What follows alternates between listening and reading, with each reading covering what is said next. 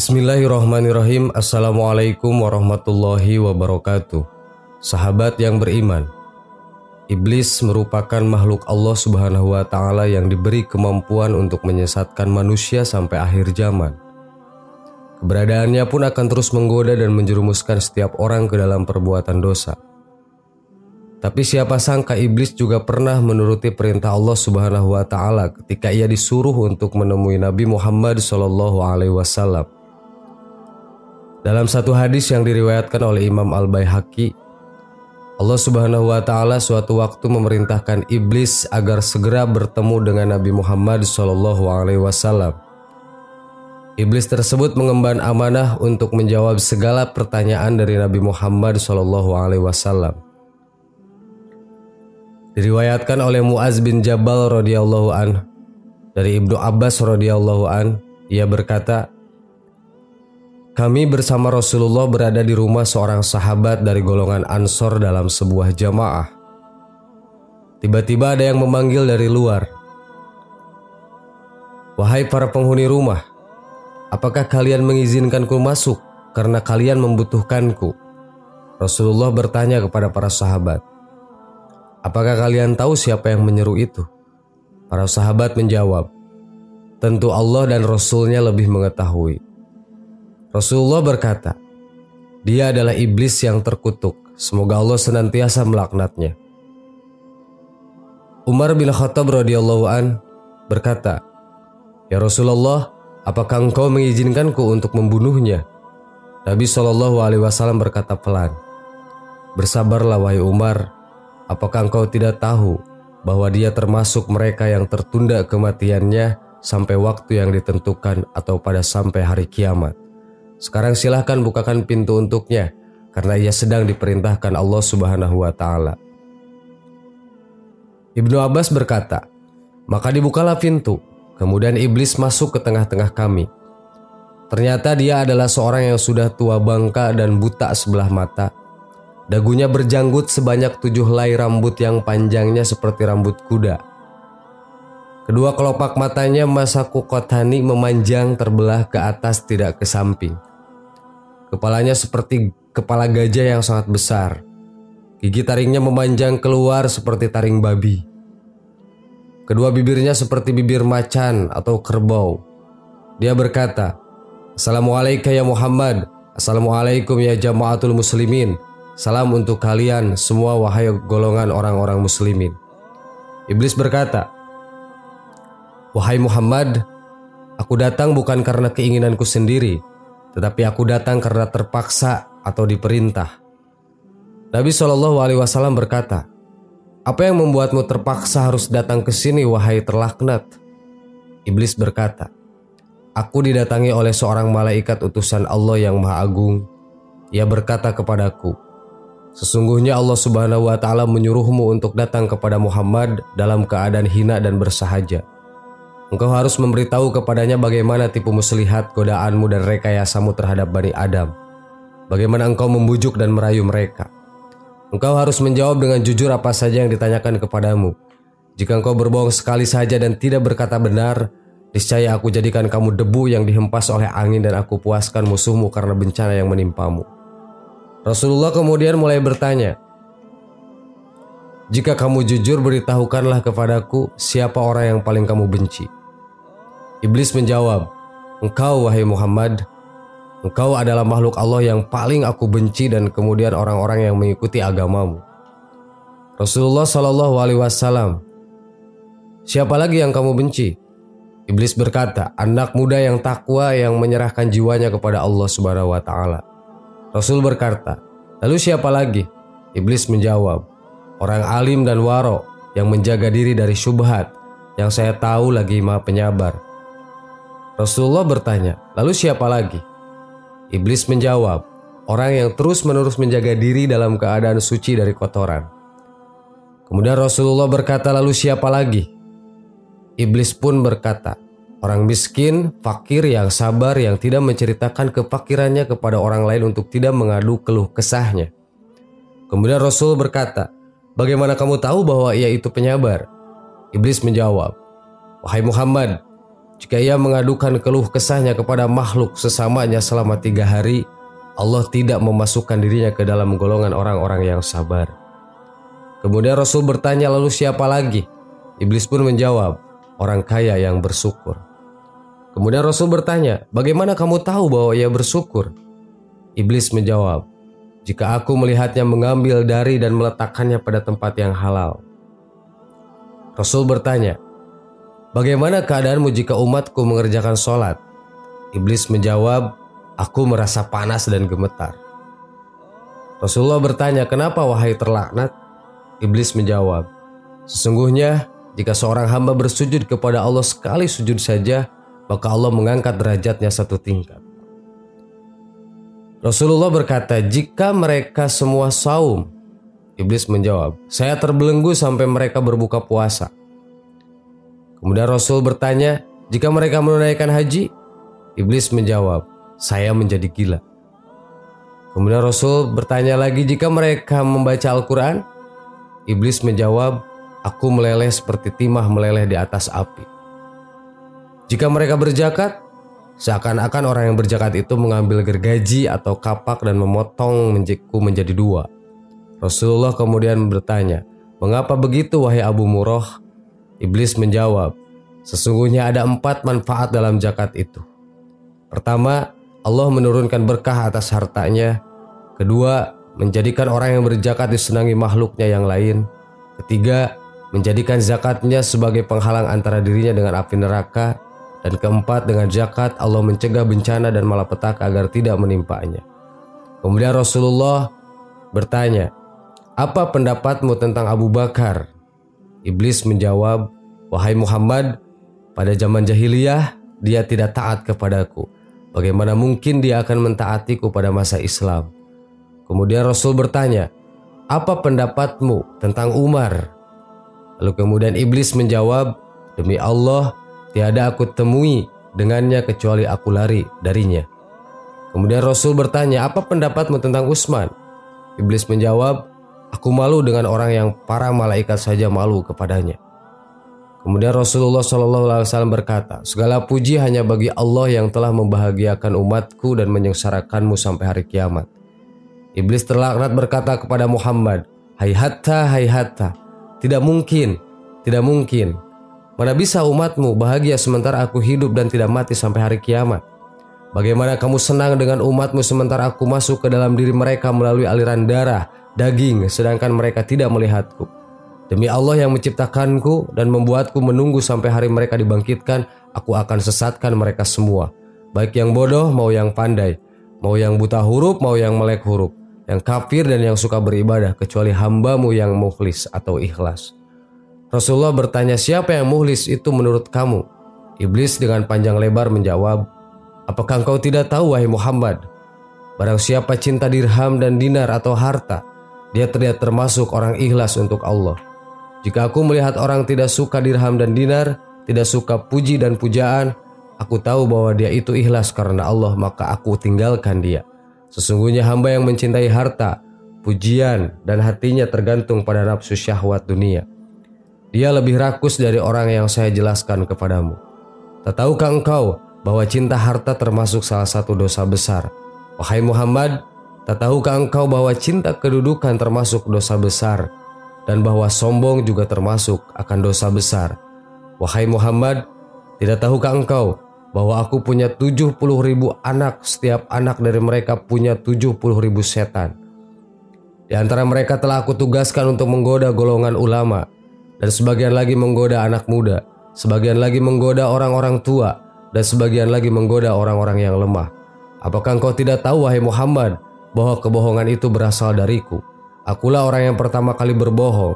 Barang siapa yang berbohong dia adalah temanku, dan barang siapa yang berbohong kepada Allah dia adalah kekasihku. Apakah engkau tidak tahu bahwa aku bersumpah kepada Adam dan Hawa, demi Allah aku adalah penasihat kamu berdua. Maka sumpah palsu merupakan kesenangan hatiku. Gibah, membicarakan kejelekan orang lain, dan namimah, mengadu domba adalah buah kesukaanku. Melihat yang jelek-jelek adalah kesukaan dan kesenanganku. Barang siapa tolak, bersumpah untuk cerai, dia mendekati perbuatan dosa, meskipun hanya sekali dan meskipun ia benar. Barang siapa yang biasakan lisannya dengan ucapan cerai, istrinya menjadi haram baginya. Jika mereka masih memiliki keturunan sampai hari kiamat, maka anak mereka semuanya adalah anak-anak hasil zina. Mereka masuk neraka hanya karena satu kata saja. Wahai Muhammad, sesungguhnya di antara umatmu ada yang mengakhirkan sholat mau 1 atau 2 jam. Setiap kali mau sholat, aku temani dia dan aku goda dia. Kemudian aku katakan kepadanya, masih ada waktu sementara engkau sibuk. Sehingga dia mengakhirkan sholatnya dan mengerjakannya tidak pada waktunya, maka Tuhan memukul wajahnya. Jika ia menang atasku, maka aku kirim satu setan yang membuatnya lupa waktu sholat. Jika ia menang atasku, aku tinggalkan dia sampai ketika mengerjakan sholat aku katakan kepadanya, lihatlah kiri kanan, lalu ia menengok. Saat itu aku usap wajahnya dengan tanganku dan aku cium antara kedua matanya dan aku katakan kepadanya, aku telah menyuruh apa yang tidak baik selamanya. Dan engkau sendiri tahu wahai Muhammad, siapa yang sering menoleh dalam sholatnya Allah akan memukul wajahnya. Jika ia menang atasku dalam hal sholat, ketika sholat sendirian, aku perintahkan dia untuk tergesa-gesa. Maka ia mencucuk sholat seperti ayam mematuk biji-bijian dengan tergesa-gesa. Jika ia menang atasku, maka ketika sholat berjamaah aku cambuk dia dengan lizam. Lalu aku angkat kepalanya sebelum imam mengangkat kepalanya. Aku letakkan ia hingga mendahului imam. Kamu tahu bahwa siapa yang melakukan itu, batallah sholatnya, dan Allah mengganti kepalanya dengan kepala keledai pada hari kiamat nanti. Jika ia masih menang atasku, aku perintahkan dia untuk mengacungkan jari-jarinya ketika sholat, sehingga dia mensucikan aku ketika ia sholat. Jika ia masih menang, aku tiup hidungnya sampai dia menguap. Jika ia tidak menaruh tangan di mulutnya, setan masuk ke dalam perutnya. Dengan begitu ia bertambah rakus di dunia dan cinta dunia. Dia menjadi pendengar kami yang setia. Bagaimana umatmu bahagia, sementara aku menyuruh orang miskin untuk meninggalkan sholat. Aku katakan kepadanya, sholat tidak wajib atasmu. Sholat hanya diwajibkan atas orang-orang yang mendapatkan nikmat dari Allah. Aku katakan kepada orang yang sakit, tinggalkanlah sholat, sebab ia tidak wajib atasmu. Sholat hanya wajib atas orang yang sehat, karena Allah berkata, tidak ada halangan bagi orang buta, tidak ada pula bagi orang yang pincang, tidak pula bagi orang sakit. Demikianlah Allah menjelaskan ayat-ayatnya bagimu agar kamu memahaminya. Quran surat ke-24 ayat 61. Tidak ada dosa bagi orang yang sakit. Jika kamu sembuh, kamu harus sholat yang diwajibkan sampai dia mati dalam keadaan kafir.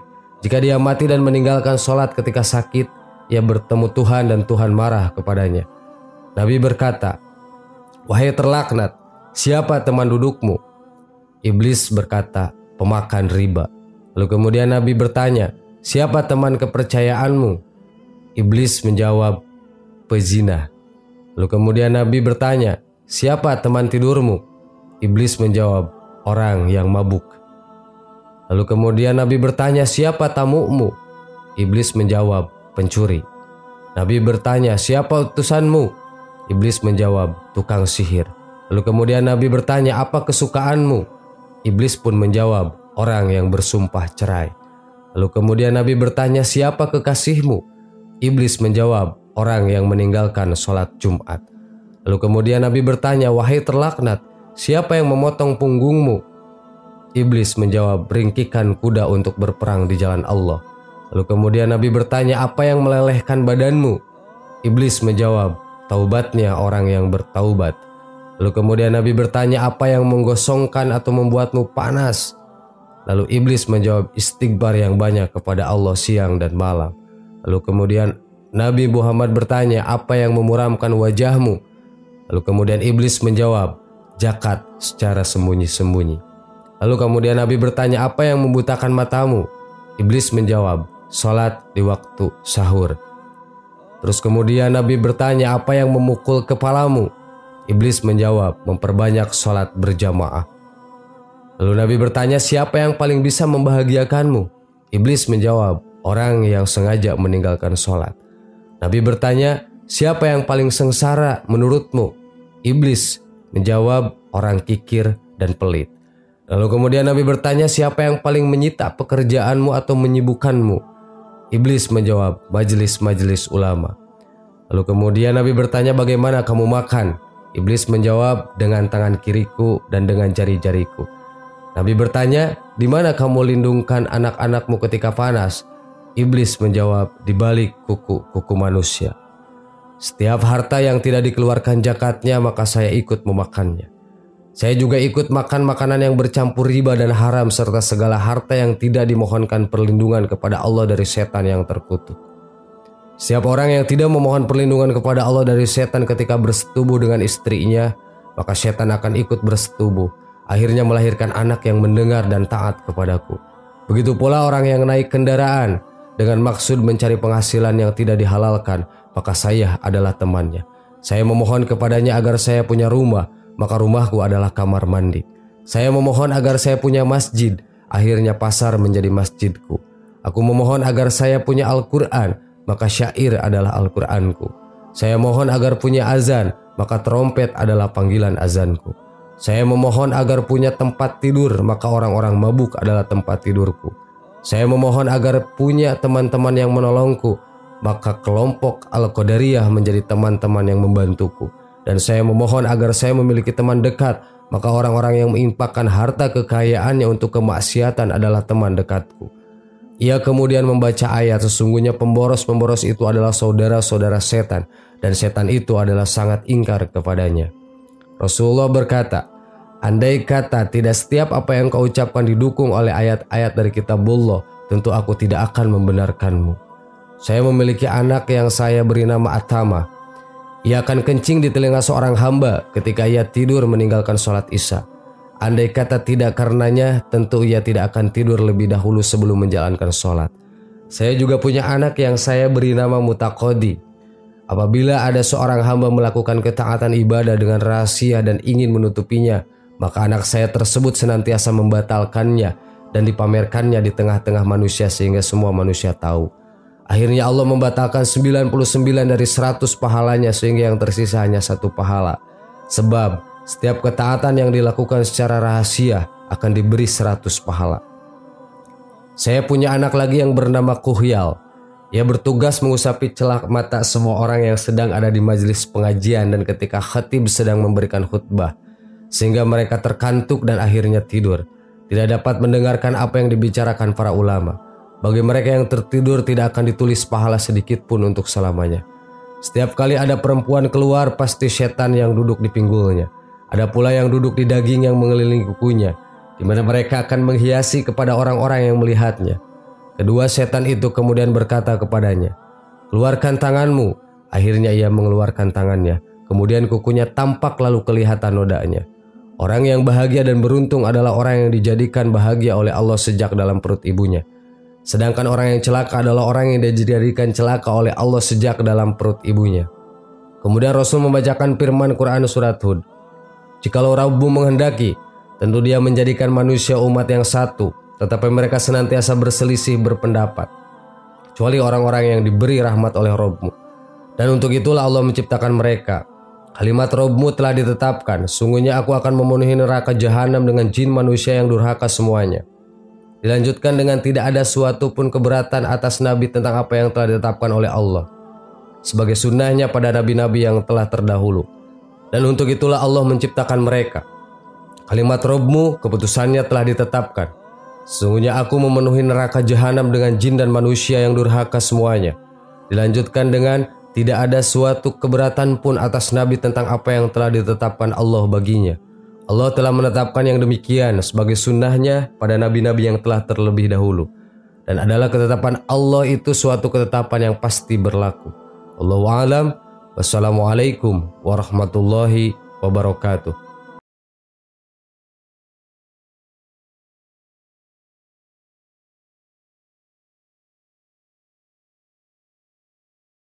Subhanallah walhamdulillah wa la ilaha illallah wallahu akbar. Subhanallah